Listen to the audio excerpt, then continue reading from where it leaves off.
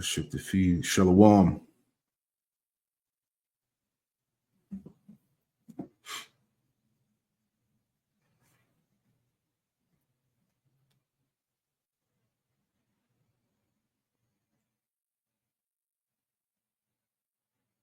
Shalom.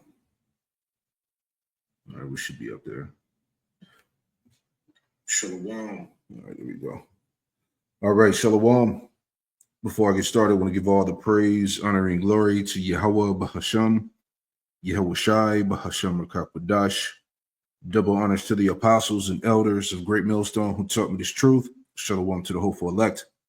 I'm back with another quick lesson through the Holy Spirit, the Rakakwadash. All right, I pray that this lesson is edifying to you true and sincere believers out there, man.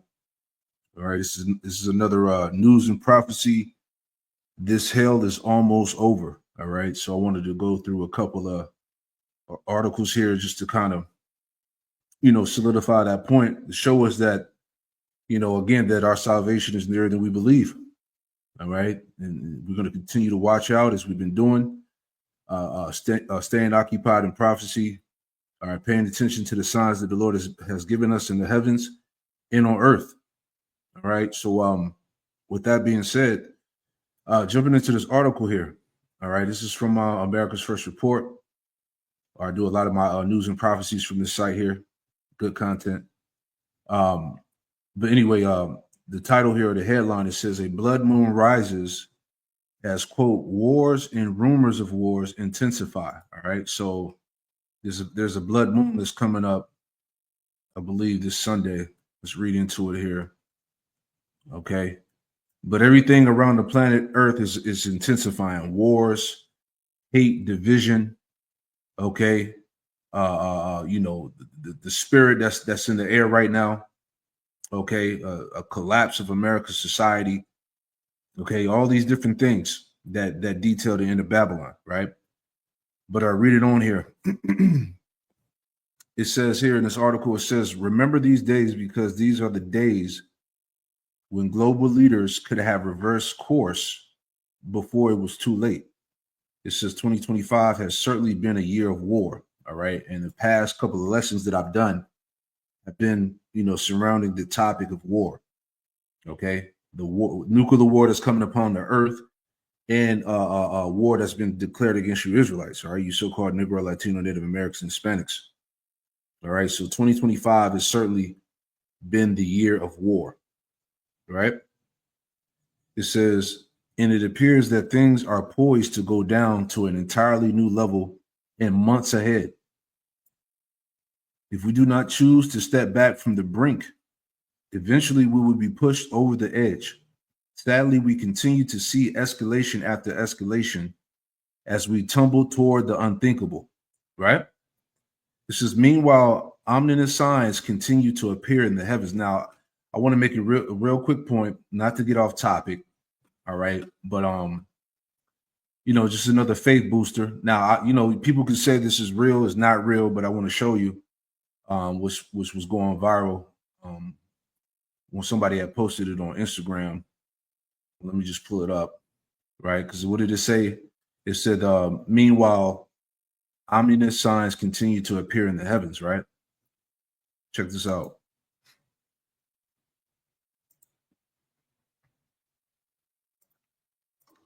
What the Oumuamua truly does look like by the Webb telescope.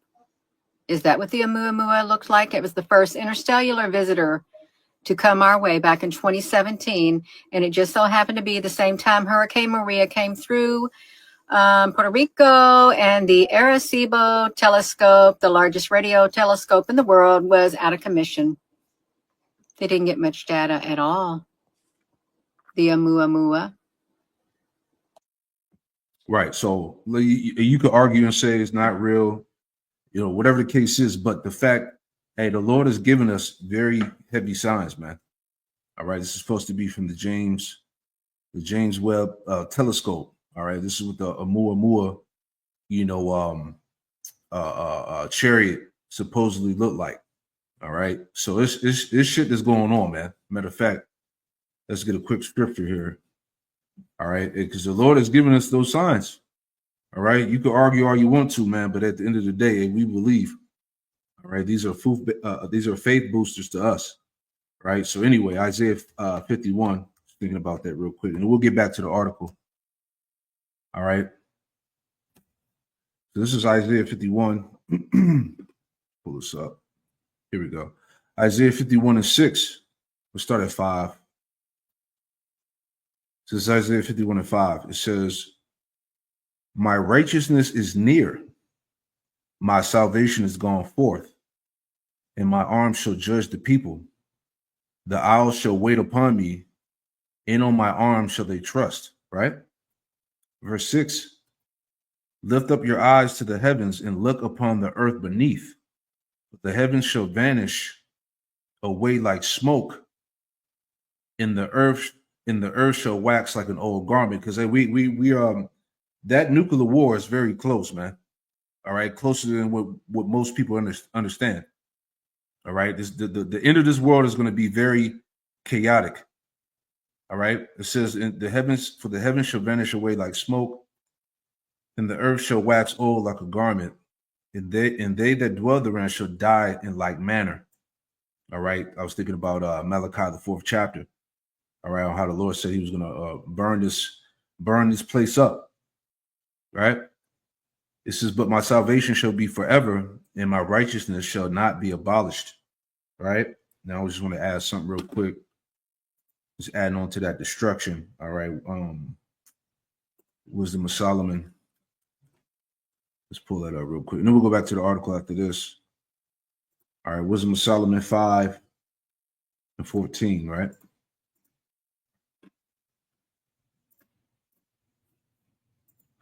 All right. Wisdom of Solomon 5:14. It says, "For the hope of the ungodly is like dust that is blown away with the wind, like a thin froth that is driven away with the storm, like as the smoke which is dispersed here and there with the tempest, and passeth away as the remembrance of a guest that tarried but a day," man. And that's how quick the Lord is going to bring an end to Babylon, man. Okay, in various parts of the earth. All right.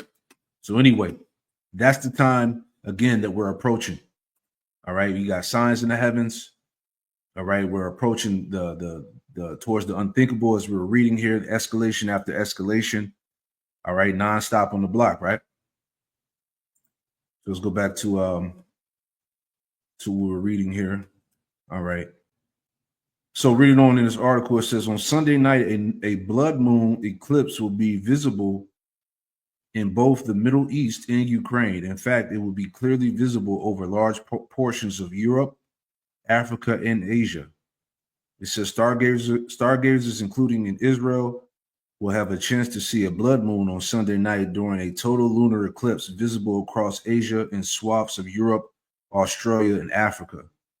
When the sun, earth, and moon line up, the shadow cast by the planet. Let me read that again. It says, when the sun, earth, and moon line up, the shadow cast by the planet on its satellite makes the latter appear in eerie, deep red color that has astounded humans for millennia. People in Asia, including India and China, will be best placed to see Sunday's total eclipse, which will also be visible on the eastern edge of Africa as well as in the Western Australia, right? Real quick. All right, let's get this in Joel to add on to that. All right, the day of the Lord, right? Joel 2:30, it says, "And I will show wonders in the heavens and in the earth, blood and fire and pillars of smoke." Verse 31, "The sun shall be turned into darkness and the moon into blood." See? So these signs that the Lord has given us again, right, are major signals, all right, major signs from the Most High that we're approaching the end of this world, right? Hold on one second. I just clicked out of the tab. Let me get it back. Bear with me. I just clicked out. Let me pull it back up. Salakia. Drag that back over. All right. So again, these are the tokens, the signs. All right, major signs. Wars and rumors of wars intensify as this blood moon approaches, right? Joel 2:31, the sun shall be turned into darkness and the moon into blood before the great and terrible day of the Lord come. See? And this is why, as we're going to go through some more here, this is why I entitled this show, that the hell is almost over. Okay? The Lord is showing us that his return is near. All right? Verse 32, and it shall come to pass that whosoever shall call on the name of the Lord, Yahweh Shem Yahushai, shall be delivered. For in Mount Zion and in Jerusalem shall be deliverance. All right. So deliverance is going to happen in Mount Zion, Jerusalem, the Israelites, man. Salvation is for Israel. Okay.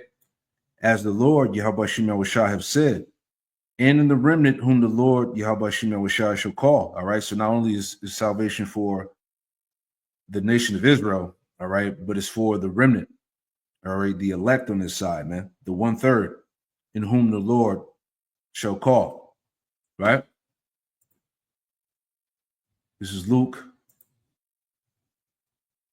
21:9. It says, but when you shall hear of wars and commotions, be not terrified, for these things must first come to pass, but the end is not by and by. Then he said unto them, nation shall rise against nation and kingdom against kingdom. All these things that we've been seeing as of lately. Okay. And great earthquakes shall be in diverse places, and famines and pestilences, and fearful sights and great signs shall there be from heaven. All right. So, just again, like I said, you could make the argument to say that this is not real, or whatever the case is. But as we all know, Esau has these high level telescopes that are able to see things in the heavens, man. So apparently this is what how you say the word Amua. All right, this is what that chariot looks like. Okay, so Esau, he's terrified. You got to believe these devils are terrified, man. They understand that their end is here. There's nothing they can do, But anyway, going back, okay, just making a point that the hell is almost over. All right, let's read a little bit more. All right, it says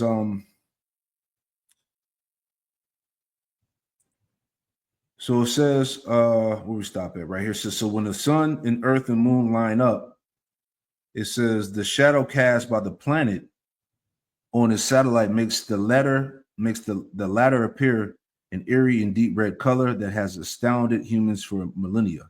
It says people in Asia, including India, China, will be best placed to see Sunday's total eclipse, which will be visible on the eastern edge of Africa as well as Western Australia.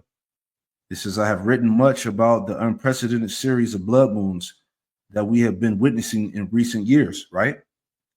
But most of the population doesn't seem to be getting the message. You see that? That's why, again, this word, these prophecies, the understanding is only for the elect. All right, those that have been made privy to see these things that we speak on. All right, through the Holy Spirit. Okay, the majority of the people can't see the things that we see. All right. It says, but most of the population still doesn't seem to be getting the message. It says we are really living at a time of wars and rumors of wars, and the fate of our society is really hanging in the balance. Man, this is heavy stuff. And now this article is, it's pretty long, so I had it summarized here, and I just want to make some points before we move on. All right, but just dealing, summarizing this article up. All right, it goes into celestial and existential warnings. A blood moon lunar eclipse will be visible over large parts of Europe, Africa, and Asia, including the Middle East and Ukraine. It says the author views this as an ominous sign. It says nuclear threat. The author expresses concern that global events are pushing the world closer to nuclear war, which could result in deaths of billions of people. They call for people to demand peace from their leaders before the situation becomes uncontrollable, right? But that's the will of Yahweh Shem Yahushai. Okay, Yahweh Shem Yahushai is a man of war. Okay, war is part of prophecy. All right. Last part here. It talks about the Russian-Ukraine war, how that's continued to escalate. It says Prime Minister Donald Tusk, who called for the U.S. and Europe to force Russia into an immediate ceasefire. Russian President Vladimir Putin has warned that Western troops in Ukraine will be considered legitimate targets. President Donald Trump has indicated he is ready to implement a second phase of sanctions against Russia. All right, and they said that the body count or casualties from this Ukraine war here, I believe it's like over 1 million now. All right. Last part here says Israel and Hamas war. The Israel Defense Forces (IDF) have taken control of 40% of Gaza City and are preparing to seize the entire area. The IDF has leveled high-rise towers in Gaza City, and President Donald Trump has issued a, quote, last warning to Hamas to accept his terms for a deal. Iranian forces are on high alert, believing a conflict with Israel is highly likely. All right. So the least of the flock shall draw them out. All right. So there's going to be another attack. So anyway, the point of all of this, again, is the escalation leading into the, as we read, the unthinkable. Right. So these are all, again, it's a wrap. Right. Let's get this too. All right. Showing you how close we are. All right. So it says Trump to call on Americans to pray for one nation. To pray for nation as 250th birthday approaches. All right. So we're approaching the 250th year of America. All right. One nation under God. President Trump will call for America to be rededicated to one nation under God. Check that out. As we prepare to celebrate 2.5 centuries of freedom, I'm inviting America's great religious communities to pray for our nation and for our people. From the beginning, this has always been a country sustained and strengthened by prayer. So important. If we bring religion back stronger, you're going to see everything get better and better and better. You're going to see it get better and better. So as we chart our course toward the next 250 years, let us rededicate ourselves to one nation under God. Right?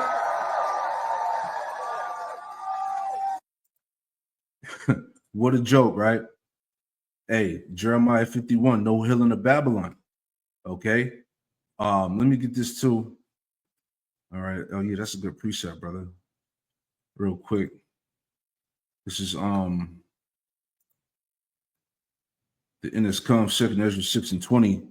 And when the world that shall begin to vanish away shall be finished, then will I show these tokens. All right. The Lord is showing us these tokens, these signs as we see this world begin to vanish away. Right. So as you heard Trump, all right, that he wants to rededicate America under one nation under God. All right. Now, as I brought this out plenty of times, the point I'm enforcing is like this to show y'all how close we are. All right. They're talking about celebrating, the Pray for America's, as America's 250th birthday approaches. Right. But going back to this article here, it says the average empire survives for 250 years. Is America at death's door? Hey, this shit is close. Okay. They say that they're telling you that no empire, no society, survives past that 250 years. So let's see. Hey, let's see what's going to happen. And a lot of things are in store, man. Very crucial and exciting times. All right. Let's go back. Man, them tokens are heavy. All right. Let's get this real quick. And this is, like I said, this is a quick lesson. All right. But just wanted to put that out there.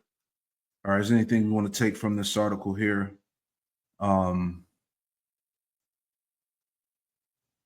It says, let me just get to the point. Yeah. President Donald Trump will announce the launch of America Prays at the Museum of the Bible in Washington, D.C. to Today, while trying the faith-driven initiative to the nation's 250th birthday, the inspiring program calls on Americans to dedicate time every week to pray for the country, right? And to underscore faith as central to the nation's founding and future. All right. They pray not for the wicked, right? You know, President Trump has revived one of America's most prominent and powerful founding principles. We are one nation under God, right? White House spokesman Taylor Rogers told Fox News Digital, as we approach the 250th anniversary of the greatest country in the world, President Trump invites Americans to pray for our nation and for our people. America is stronger with power of prayer, man. Again, what a joke, right? Where's that scripture at? Let me get that real quick. Just thinking about that. What was that Psalm? It's Psalm 50. Yep. Psalms 50 and 16, it says, but unto the wicked, Yahweh Shemel Shah saith, what hast thou to do to declare my statutes, or that thou shouldest take my covenant in thy mouth, right? So you Edomites, okay, you so-called, Christian Americans, right? You American Edomites, you ain't got nothing to do with the Bible. You have nothing to do with the scriptures, all right? There ain't no praying for this place, okay? It says, verse 17, seeing thou hatest instruction, seeing thou hatest instruction and casting my words behind thee, right? Because the wicked have nothing to do with the Lord, man. Talking about a God-fearing nation, man. All the principles of Babylon America are behind Satan, man. Okay, this society is completely anti-Messiah.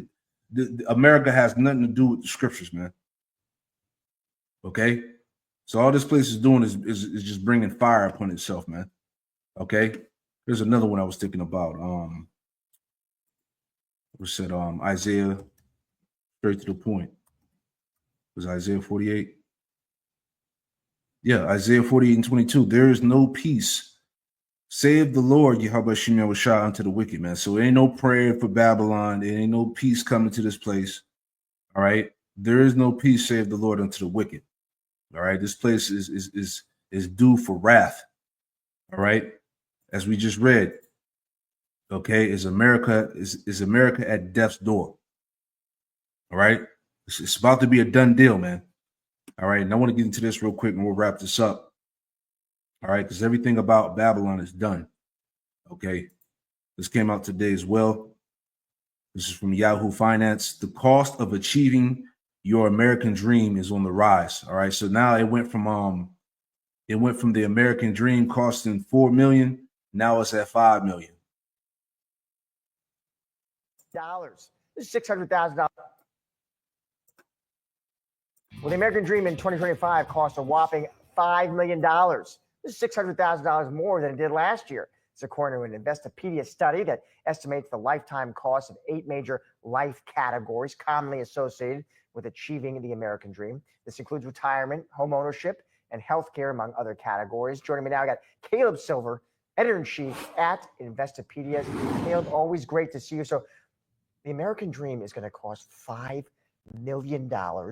Let's start there. How do we define the American dream? Walk us through it. Walk us through the criteria. Yeah, great question. And everybody's dream actually has a different price tag. Yours is different than mine. But we looked at what people want, the wants, not the needs. And we actually surveyed our readers and beyond to find out what are the essentials for you that would make you consider yourself financially stable, that you'd finally made enough to be able to make those types of decisions. And you mentioned a lot of them. We're talking about retirement, healthcare, owning a home, potentially having 2 kids, sending them to college, having a new car every 10 years, having a pet. Pets get very expensive, my friend, marrying somebody off.